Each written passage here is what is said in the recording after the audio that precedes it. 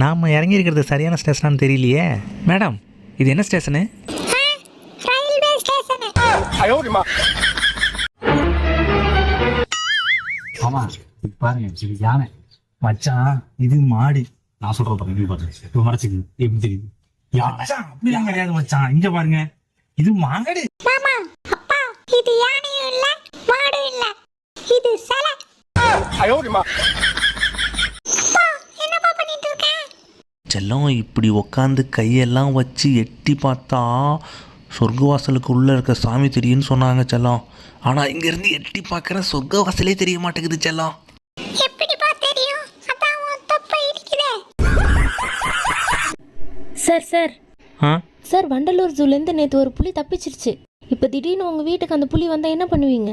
நாங்கள் பெரிய பணக்காரங்களாம் இல்லைங்க. விடிய காத்தாலேயே வந்துச்சுன்னா ஒரு டீ போட்டு கொடுப்போம். ஒரு 9-9:30 இட்லி சுட்டு கொடுப்போம்.